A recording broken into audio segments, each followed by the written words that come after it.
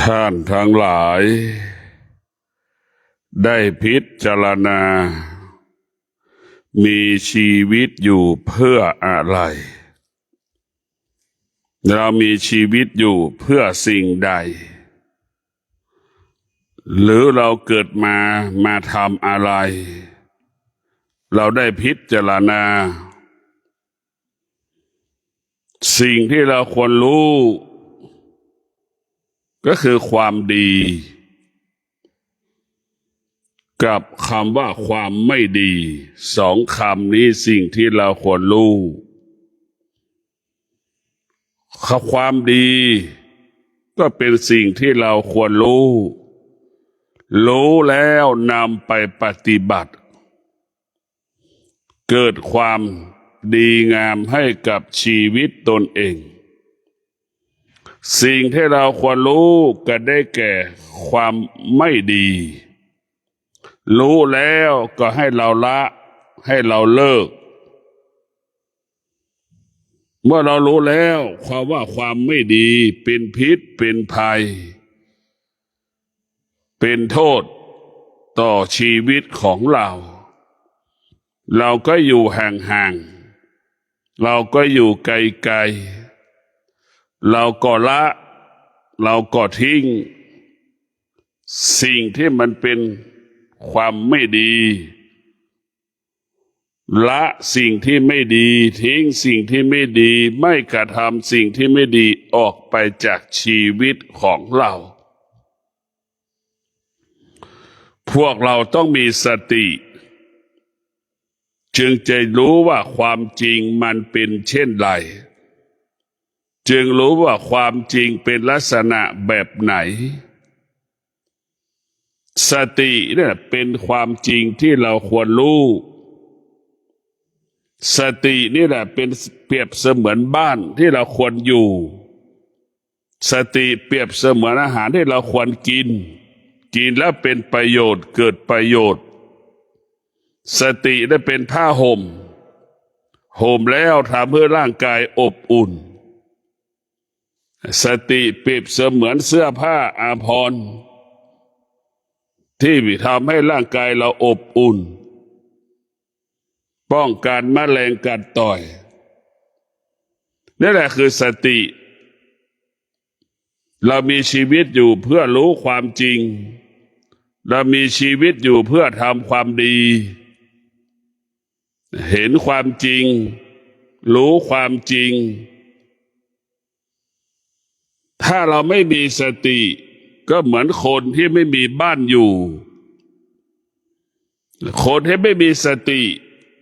ก็เหมือนคนที่ไม่มีบ้านอยู่ไปเช่าบ้านเขาอยู่ไปเช่าหอพักเขาอยู่มันอยู่กับความไม่เป็นจริงมันจึงเป็นทุกข์คนส่วนมากก็มีชีวิตอยู่กับความไม่เป็นจริงหรือไม่ยอมรับความเป็นจริงมันจึงเกิดความทุกข์ความทุกข์ทั้งหลายไม่ได้เกิดจากจิตใจเราแต่ความทุกข์ทั้งหลายเกิดจากการเข้าไปยึดติดอะไรที่เราเข้าไปยึดติดมันเป็นทุกข์ทั้งสิ้นแล้วเข้าไปยึดติดมันเป็นทุกข์ทั้งสิ้นถ้าเราไม่ยึดติดมันก็ไม่เป็นทุกข์เราไปยึดติดมันเป็นทุกข์หมดหูไปยึดติดในเสียงเนี่ยมันก็เป็นทุกข์ตาไปยึดติดในรูปก็เป็นทุกข์แต่ถ้าเรารู้เฉยๆเรามันไม่ทุกข์เรียกว่ารู้เฉยๆมันไม่ทุกข์เมื่อเพราะเราไม่เข้าไปยึดติดมันจึงไม่ทุกข์เหมือนรถชนคนตายเราก็รู้เราไม่ใช่ญาติของเราก็ไม่เข้าไปยึดติดรู้เฉยๆว่ารถมันชนแต่เราไม่เข้าไปยึดติดแล้วมันก็ไม่มีอะไรให้เราเป็นทุกข์เพราะเราไม่เข้าไปยึดติด เมื่อเราไม่เข้าไปยึดติดนี่มันก็ไม่มีทุกข์ด่างรถชนน่ะเราก็รู้ว่ารถชนเท่านั้นนี่เราไปกรุงเทพเชียงใหม่เราเห็นรถชนกันที่กำแพงเพชรอย่างเงี้ยแล้วเราก็รู้เลยว่าไม่ใช่ญาติของเรามันเราก็ไม่ยึดติดรู้ว่ารถมันชนแต่เราไม่เข้าไปยึดติดว่าใครถูกรถชนบ้างแต่ถ้าเราเข้าไปยึดติดแล้วก็ไปสงสัยเมื่อไหร่มันจะเป็นทุกข์ทันทีนี่คือยกตัวอย่างว่าเราไม่ทุกข์เมื่อเราไม่เข้าไปยึดติดเนี่ยมันไม่ทุกข์ทุกอย่างมันไม่ทุกข์หัวใจเราจะว่างเปล่าหมดถ้าเราเข้าไปยึดติดเมื่อไหร่นี่มันก็เหมือนถังขยะที่เต็มไปด้วยขยะนั่นแหละมันทุกข์แบบนั้นแหละเต็มไปด้วยแหละความสมองเราเป็นอย่างนั้นจิตใจเราเป็นอย่างนั้นแหละเต็มไปด้วยความคิดเต็มไปด้วยความรู้สึกเต็มไปด้วยความโลภความโกรธความหลงจิตเราใจเราเหมือนถังขยะที่มันเต็มไปด้วยขยะเพราะเราไปสะสม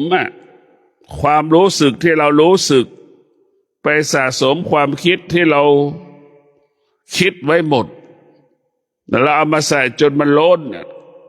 พวกเราทั้งหลายการมีชีวิตอยู่เพื่อละอะไรละความไม่ดีความว่าไม่ดีเกิดจากไหนก็เกิดจากความคิดนั่นแหละถ้าเราไม่คิดเราไม่กระทำความว่าไม่ดีก็ไม่เกิดเรามาปฏิบัติธรรมก็เพื่อมาหยุดยั้งความคิดหยุดยั้งความอารมณ์ความรู้สึกเหมือนถังขยะปราศจากขยะนั่นแหละใจของเราก็จะให้เป็นจิตของเราใจของเราทำให้เหมือนถังขยะที่ปราศจากขยะนั่นแหละให้พวกเราให้พิจารณาดูเราจะทำยังไงให้สมองของเราเนี่ยจิตใจของเราเนี่ยให้มันโล่งเหมือนท้องฟ้าปราศจากก้อนเมฆแต่ทุกวันนี้สมองของเราจิตใจของเรามันเต็มไปด้วยความโลภความโกรธความหลงเต็มไปด้วยสารพัดความรู้สึกความนึกคิดเหมือนดั่งเมฆก้อนเมฆเต็มไปด้วยท้องฟ้านั่นแหละได้เห็นไหมก้อนเมฆคุมหมดพระอาทิตย์ปดปิดบังพระอาทิตย์หมดแต่พวกเราทั้งหลายเราจะต้องเกิดมาเพื่อมาทำความดีทำดีก็มีหลายระดับเราทำความดีเบื้องต้นเราจะทำความดีโดยการรักษาศีลเรามีตื่นเช้ามาเรามีสติข้าพเจ้าดำรงตนด้วยศีลทั้ง5 ข้อเอาศีลทั้ง5 ข้อมากำกับมากำหนดมาควบคุมกายวาจาใจของข้าพเจ้าจะรักษากายวาจาใจจะใช้กายวาจาใจนี่ทำสิ่งที่ดีงามให้กับอาชีพหน้าที่ของตนที่ตนมีหน้าที่ก็จะทำหน้าที่นี้ให้มันสะอาดให้มันบริสุทธิ์นี่แหละเรามีสติที่จะรักษาศีลก็จะรักษากายวาจาใจส่งผลให้เราทำดีด้วยกายวาจาใจนี่แหละเรามีสติให้ทำดีนี่แหละว่าทำดีด้วยสติไม่จะบอกให้เราทำดีด้วยกายวาจาใจเราเกิดมาเราจะใช้กายวาจาใจได้เป็นเครื่องมือของการทำความดีพวกเราทั้งหลายเป็นเครื่องมือจิตที่อาศัยสติจิตที่พึ่งพาสติจิตนั้นก็จะใช้เครื่องมือให้เป็นประโยชน์เกิดประโยชน์สูงสุดต่อการดำเนินชีวิตของเรากับเราเกิดมาชาตินี้เราจะมาใช้ กายวาจาใจเรานี่ให้เป็นประโยชน์สูงสุดต่อการเป็นมนุษย์ของเราในชาตินี้เรียกว่าเราเกิดมาชาตินี้จะไม่เสียชาติเกิดคนที่เสียชาติเกิดคือเกิดมาแล้วไม่รักษาศีลได้เสียชาติเกิดเกิดมาแล้วไม่มีสติเกิดมาแล้วขาดสติคนประเภทนี้ว่าเสียชาติเกิดเกิดมาแล้วนำแต่ความเสียหายเดือดร้อนมาให้บุคคลอื่นๆนำความเสียหายความเดือดร้อนให้กับสังคมประเทศชาติชุมชนที่เราอยู่เพราะฉะนั้นคนที่ขาดสติเกิดมาแล้วก็เสียชาติเกิดคนที่ขาดความอดทนเกิดมาแล้วก็เสียชาติเกิดคนที่เกิดแล้วขาดวิริยะภาคเพียรก็เสียชาติเกิดเกิดมาแล้วไม่มีสัจจะก็เสียชาติเกิดมันเสียหมดในพวกเราทั้งหลายเสียชาติเกิดต้องพิจารณาว่าการที่เราเกิดมาชาตินี้เราจะมาบำเพ็ญเพียรสร้างความดีเอาสติมาเป็นพระพุทธเจ้าเอาสติมาเป็นพ่อแม่ครูบาอาจารย์เอาสตินี่แหละมาเป็นพ่อแม่ครูบาอาจารย์คอยเตือนเราคอยให้กำลังใจเราให้คอยอบรมสั่งสอนเราให้เราทำดีแต่พวกเราทั้งหลายคำว่าทำดีก็คือการดำรงตนประพฤติตนดำรงตนประพฤติตนให้เป็นประโยชน์ต่อตนเองให้เป็นประโยชน์ต่อบุคคลอื่นๆนี่แหละพวกเราเกิดมาเพื่ออะไรนี่ถ้าเราเกิดมาแล้วเราไม่มีคำถามให้กับตัวเองก็เสียชาติเกิดอีกเราเกิดมามันก็มีแค่สองอย่างทำดีกับคำไม่ดีก็มีแค่สองอย่างเกิดมาทำดีกับเกิดมาแล้วทำความไม่ดีเกิดมาแล้วทำดีให้กับตนเองทำดีให้กับครอบครัวของเรามีแค่สองอย่างในพวกเราทั้งหลายคำว่าดีต้องอาศัยสติถ้าเราอาศัยสติและสติมันจะควบคุมเรามันจะเตือนเราสติเปรียบเสมือนแสงสว่างสติมันก็บอกเราว่าไฟมันร้อนเรารู้ว่าไฟมันร้อนเราจะไม่จับไฟนี่แหละคือสติมันบอกน้ำมันเย็นน้ำมันเปียกน้ำมันแฉะเราก็จะไม่จับเนี่ยสติมันจะบอกเราแบบนี้เตือนเราแบบนี้บุคคลที่เกิดมาแล้วอาศัยความคิดอาศัยความคิดพึ่งพาความคิดหมดเนื้อหมดตัวหมดเนื้อหมดตัวเพราะความคิดมันพาเราหลงความคิดเนี่ยมันพาเราหลงไม่มีที่สิ้นสุดเหมือนเราหลงใส่เสื้อผ้านั่นแหละซื้อแล้วก็ซื้ออีกแต่เสื้อผ้าน่ะไม่มีคำว่าจบสิ้นแล้วก็ซื้อตลอดเวลาเสื้อผ้ามันใส่เพื่อปกปิดร่างกายกันร้อนกันหนาวคนที่มีสติจะเข้าใจเช่นนี้ว่าเสื้อผ้าปกปิดร่างกายกันร้อนกันหนาวนี่คือคนที่มีสติใส่เสื้อผ้า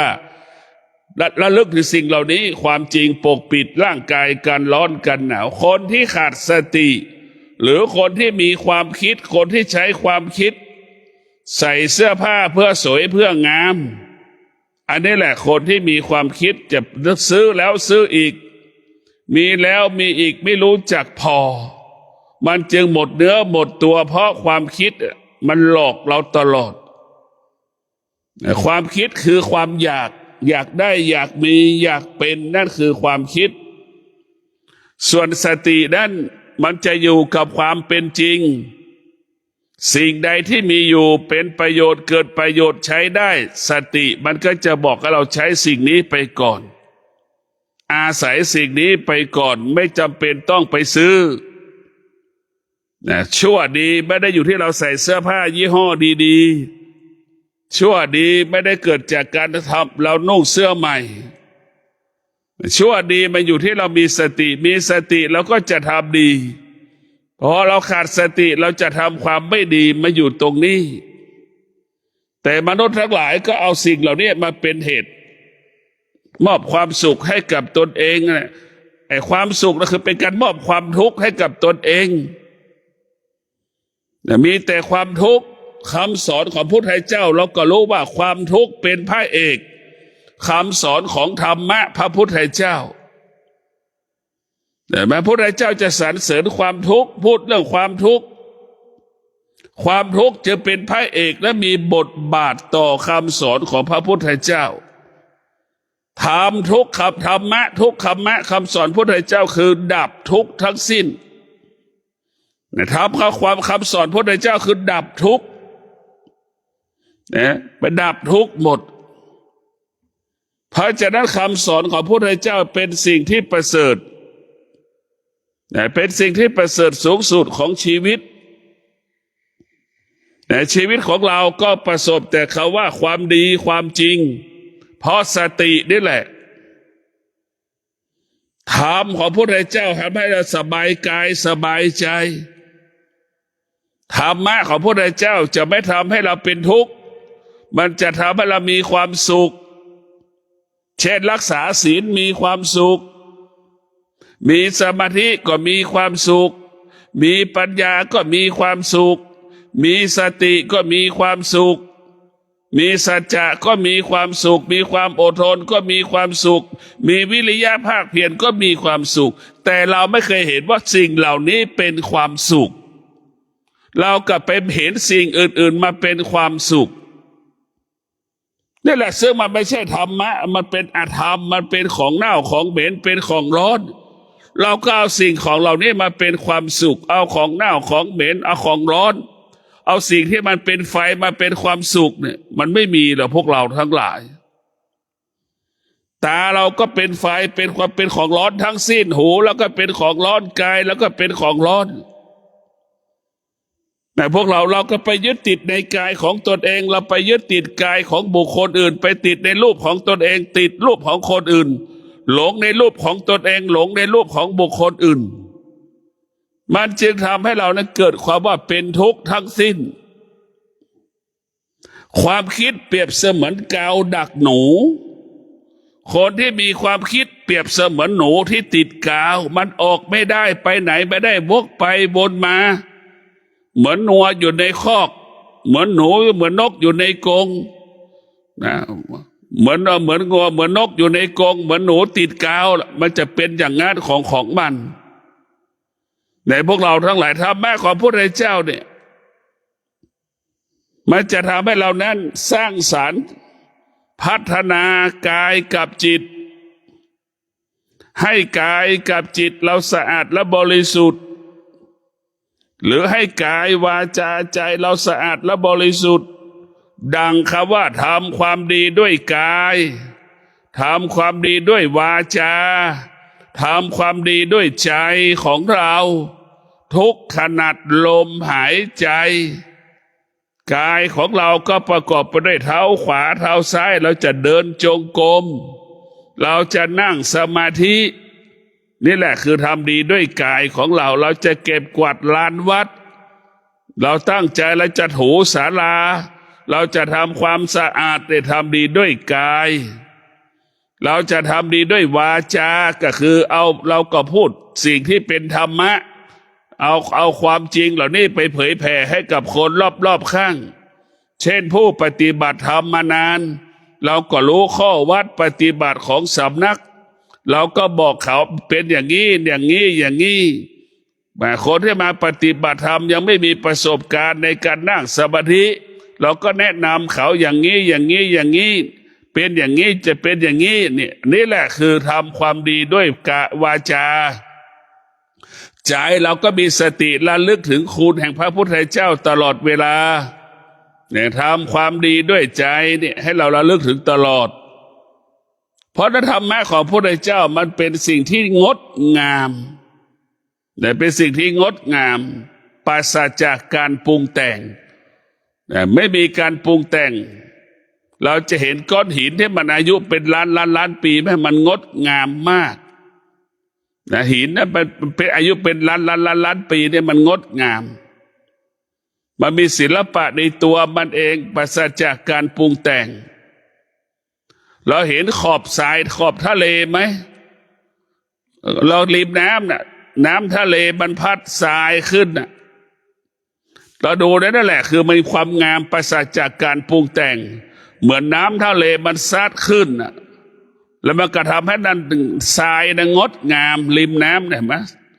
มันจะงามมากเลยเราพวกดูนะความงามมันงดงามเหมือนชาวนาทำนานะเราดูบันไดที่มันทำบันไดขั้นบรรณาแล้วมันมีความงดงามในตัวมันเองแต่ธรรมะก็คือความงดงามธรรมะคือปราศจากการปรุงแต่งแต่พวกเราทั้งหลายเหมือนเราอยู่ต้นไม้อยู่ในป่าไม้นั่นแหละเช่นอยู่ภายใต้อุทยานที่ไหนสักแห่งเนี่ยไปดูอุทยานเนี่ยมันงดงามปราศจากการปรุงแต่งมันอุดมสมบูรณ์ไปในต้นไม้เล็กต้นไม้ใหญ่ต้นไม้เล็กมันก็อาศัยต้นไม้ใหญ่ต้นไม้ใหญ่ก็อาศัยต้นไม้เล็กนั่นแหละเหมือนตาก็อาศัยหูก็ต้องอาศัยตาทั้งหูก็อาศัยจมูกทั้งตาหูจมูกก็ต้องอาศัยลิ้นอย่างนี้แหละทั้งตาทั้งหูจมูกลิ้นก็ต้องอาศัยกายท้ายสุดก็ต้องอาศัยจิตอย่างนี้มันจะพึ่งพากันได้พวกเราทั้งหลายเรียกว่าผู้ที่มีสติจะมีความเป็นธรรมจะมีความเป็นธรรมจะมีความยุติธรรมเวลาเราพิจารณาสิ่งใดมันจะเกิดคำว่าเป็นธรรมมันจะไม่เอาเปรียบมันจะไปเห็นว่าสิ่งใดสิ่งหนึ่งมีค่ามากกว่าสิ่งหนึ่งเนี่ยเราได้บอกว่าเท้าเรานี่ถ้าเราเดินจงกรมนี่เมื่อเราเจ็บเท้าเนี่ยมันเดินไม่ได้เลยถึงแม้เราไม่เจ็บเท้าเราเจ็บหัวเข่าก็เดินไม่ได้อีกเห็นไหมนี่แหละพวกเราพิจารณาได้ว่ามันเป็นสิ่งที่เกี่ยวข้องมีความสำคัญกันและมีความสัมพันธ์ต่อเนื่องสืบเนื่องซึ่งกันและกันหมดไม่มีสิ่งอวัยวะของเรามีความสำคัญเสมอเหมือนกันหมดเราจะบอกว่าตามันเป็นดีกว่าสิ่งอื่นไม่ได้หูมันจะดีกว่าสิ่งอื่นเป็นไปไม่ได้แต่พวกเราทั้งหลายทุกสิ่งทุกอย่างเนี่ยมันเป็นความดีงามและมันมีการต่อเนื่องสืบเนื่องอาศัยพึ่งพาซึ่งกันและกันดังเศรษฐีอาศัยคนยากจนนั่นแหละเรานึกดูในเศรษฐีต้องพึ่งพาคนยากจนถ้าคนยากจนไม่ปลูกข้าวไม่ทำนาแล้วเศรษฐีจะเอาข้าวที่ไหนมากินเราพิจารณาดูนี่ขนาดเดียวกันคนยากจนนะไม่มีเศรษฐีเราจะมีชีวิตอยู่ได้อย่างไรเราจะต้องอาศัยเงินของเศรษฐีนี่เราเอาข้าวไปขายให้เศรษฐีเราก็ได้เงินมาแล้วเอาเงินนั้นมาเลี้ยงครอบครัวต่ออีกนะมันก็เป็นว่า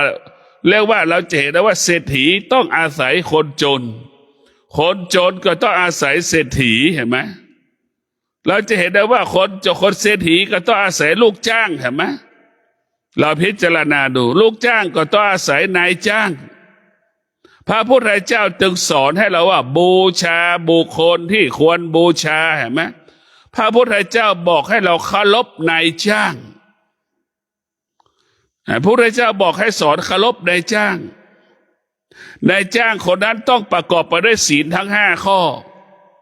ลูกจ้างจึงจะให้ความเคารพและให้เกียรตินายจ้างในพวกเราแต่พระพุทธเจ้าก็เป็นนักเศรษฐศาสตร์พระพุทธเจ้าก็เป็นนักสถิติพระพุทธเจ้าก็เป็นนักคณิตศาสตร์เป็นนักคำนวณจึงให้คนทั้งโลกบูชานายจ้างบูชานายจ้างถ้าเราไปนินทานายจ้างเราก็ถูกไล่ออกเมื่อถูกไล่ออกนายจะเอาเงินที่ไหนไปเลี้ยงพ่อเลี้ยงแม่จะเอาเงินที่ไหนไปซื้อหยูกซื้อยาพาพ่อแม่ไปหาหมอเห็นไหมนั่นแหละพระพุทธเจ้าจึงให้คนทั้งหลายบูชานายจ้างพระพุทธเจ้าจึงรู้ว่าเศรษฐีมีน้อยคนยากจนมีมากนี่แหละให้เราเห็นไหม ผมว่าเศรษฐีมีน้อยเราก็ต้องพึ่งพาเศรษฐีแหละเอาเงินไปใช้จ่ายในชีวิตประจำวันของเราในพวกเราทั้งหลายเศรษฐีมีน้อยคนยากจนมีมากพระพุทธเจ้าก็เหมือนนักประชากรศาสตร์นั่นแหละคำนวณไว้หมดเป็นผู้ประเมินผลว่าประชากรโลกมีจำนวนมากคนมีเงินมีจำนวนน้อยให้เราเคารพและให้เกียรตินายจ้างถ้าเราไม่เคารพไม่ให้เกียรตินายจ้างเราก็ถูกนายจ้างไล่ออกเมื่อถูกไล่ออกก็ไม่มีเงินเลี้ยงพ่อเลี้ยงแม่เลี้ยงครอบครัวนี่แหละมีความสำคัญต่อกันและกันพวกเราทั้งหลายธรรมะของพระพุทธเจ้าเนี่ยมันอยู่ที่กายกับจิตมันอยู่ที่การกระทำถ้าเราไม่กระทำมันก็ไม่เกิดผลเรากระทำเมื่อไหร่มันก็เกิดผลเนี่ยเราเช่นเราใช้จิตของเราเนี่ยพิจารณาความดีงามเนี่ยจิตของเราพิจารณาความดีงามทุกวันทุกวันทุกวันทุกวันเนี่ย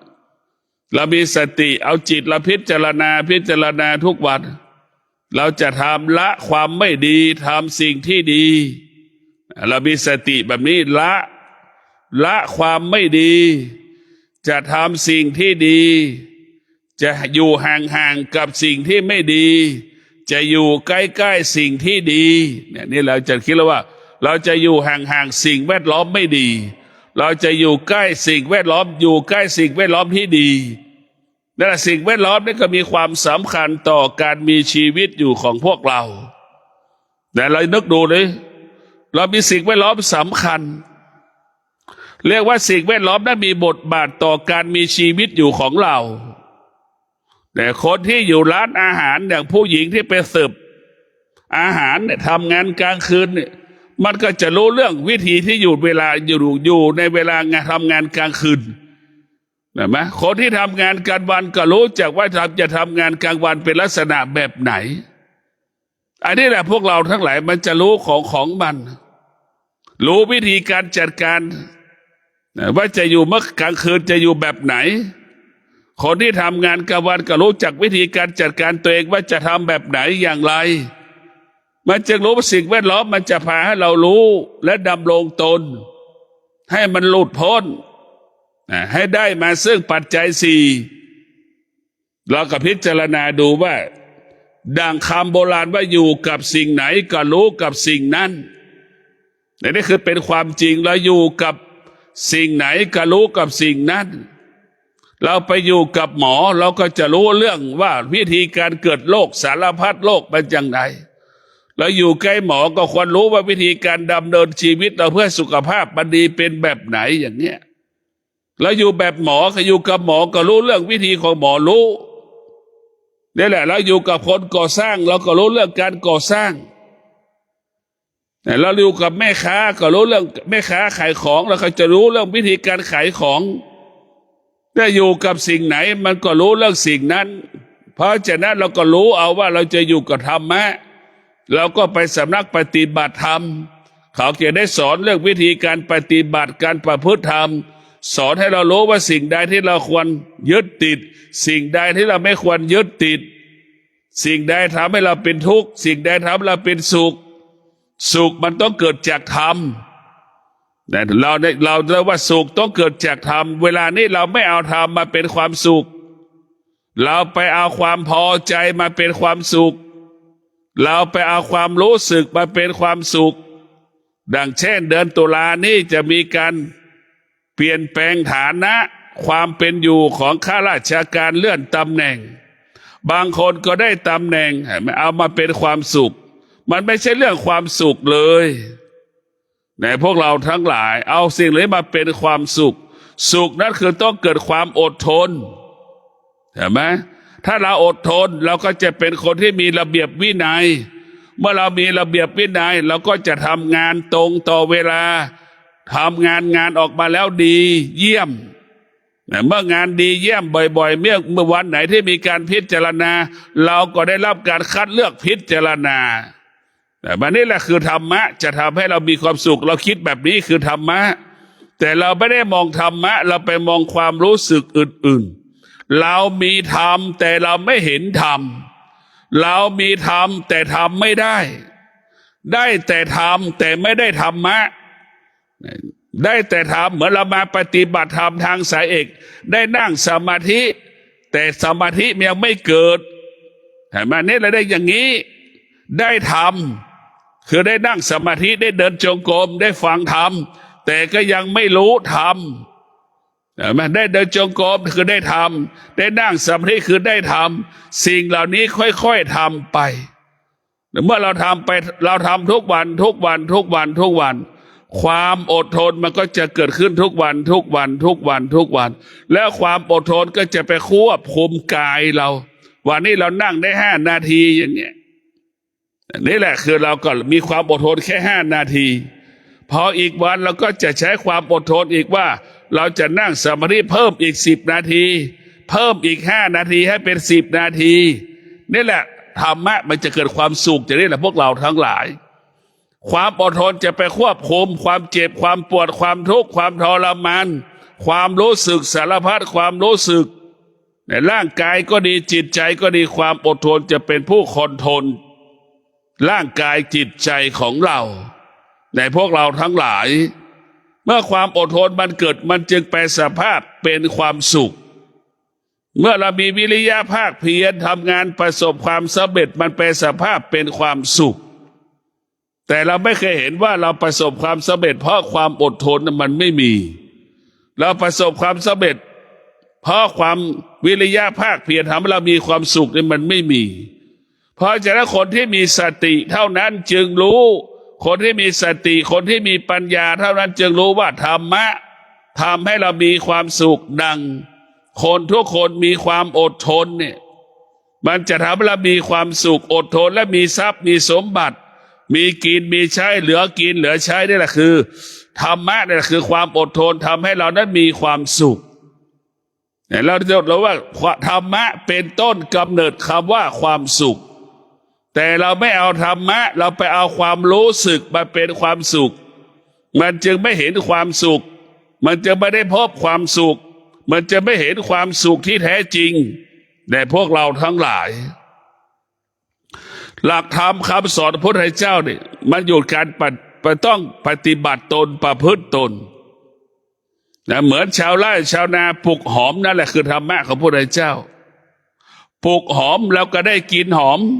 ปลูกผักกาดเราก็ได้กินผักกาดปลูกกะหล่ำก็ได้กินกะหล่ำธรรมะก็คือต้องปฏิบัติไม่ใช่คิดเฉยๆไม่ใช่อยู่เฉยๆและธรรมะมันจะเกิดไม่ได้มันต้องเกิดจากการกระทำทำถึงจะเกิดถ้าเราไม่กระทำทำก็จะไม่เกิดถ้าเราไม่นั่งสมาธิสมาธิก็ไม่เกิดถ้าเราไม่พิจารณาปัญญามันก็ไม่เกิดเหมือนเราอยู่เฉยๆนะเราจะได้กินอะไรเราจะไม่กินอะไรสักอย่างแต่เราอยู่เฉยๆไม่มีอะไรให้เรากินแต่เราจะเราต้องกระทำธรรมะของพระพุทธเจ้าคือภาคปฏิบัติเหมือนชาวนาทำนาเหมือนชาวไร่ปลูกอ้อยนั่นแหละพวกเราทั้งหลายธรรมะเป็นเช่นนั้นเกิดจากการกระทำก่อนเกิดจากการลงมือทำก่อนแต่พวกเราทั้งหลายต้องพิจารณาอย่างนี้แบบนี้จึงฝากให้พวกเราได้พิจารณาหลักธรรมคำสอนของพระพุทธเจ้าเป็นสิ่งที่มีคุณค่าเป็นสิ่งที่มีประโยชน์เป็นสิ่งที่เกิดประโยชน์ต่อชีวิตของเราขอให้พวกเราได้มีสติได้มีปัญญาเอาธรรมะมาเป็นสมบัติของกายเอาธรรมะมาเป็นสมบัติของใจเอาธรรมะเป็นอาหารของจิตเอาธรรมะเป็นอาหารของกายให้เราพิจารณาทุกวันทุกวันทุกวันเราเกิดมาเพื่อมาทำความดีเราเกิดมาเราจะมาละความชั่วเรียกว่าคนคิดได้แบบนี้มีจำนวนน้อยแต่มีจำนวนน้อย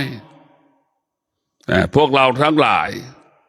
คนที่มีสติพิจารณาว่าเกิดมาเพื่อมาบำเพ็ญเพียรสร้างบุญสร้างกุศลนี่มีจำนวนน้อยเกิดมาไม่ได้คิดอะไรสักอย่างทำดีก็ไม่ได้คิดเกิดมาส่วนมากเป็นเช่นนี้จะทำชั่วก็ไม่ได้คิดเกิดมาคนส่วนหนึ่งก็เป็นเช่นนี้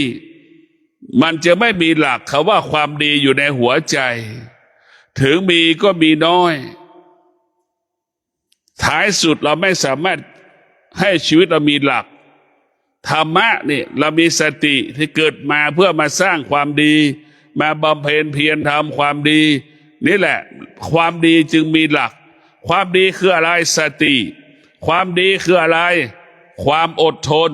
ความดีคืออะไรวิริยะภาคเพียรความดีก็คือการลงมือปฏิบัติ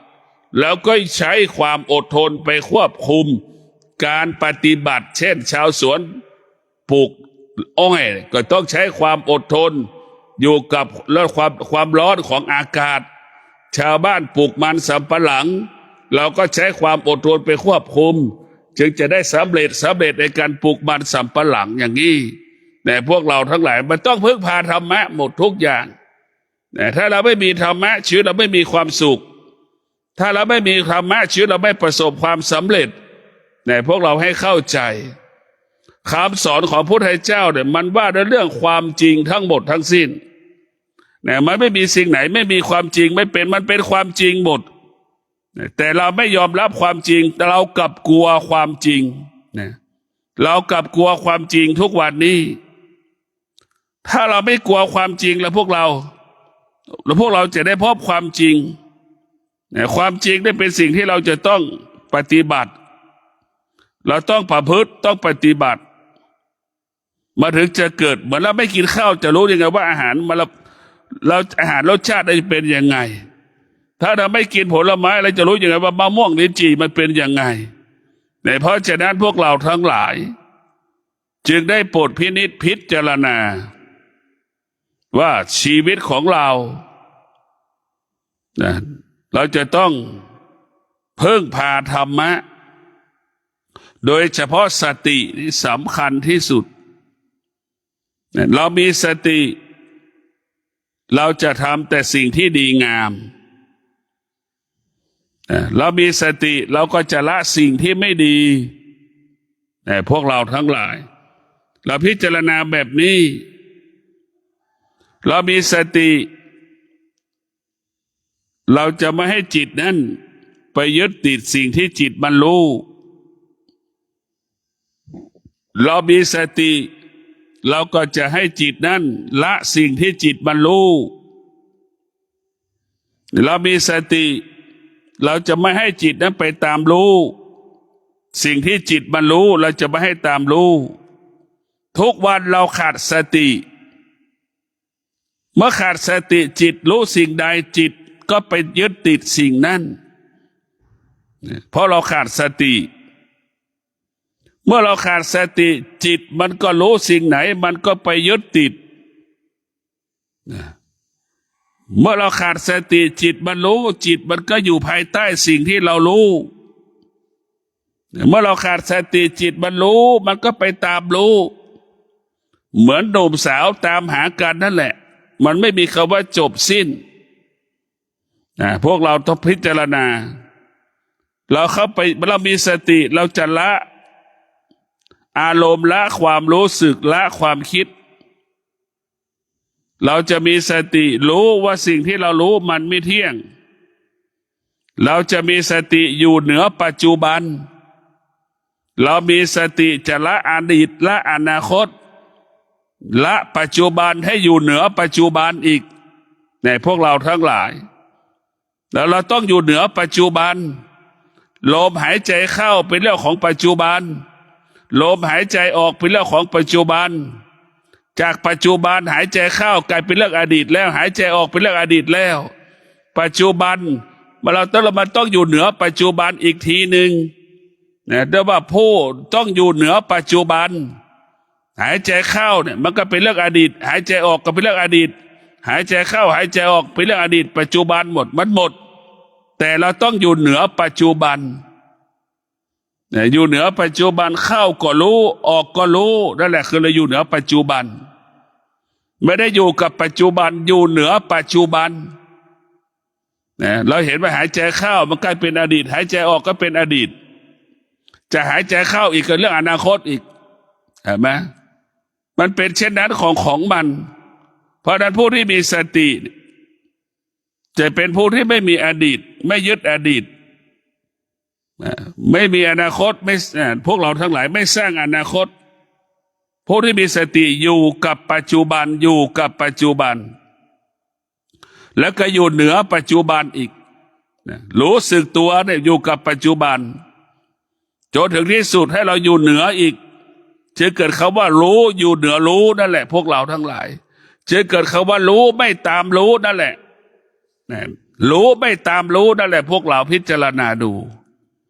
เราต้องพิจารณาสติเนี่ยเราจะเกิดว่าอยู่เหนือปัจจุบัน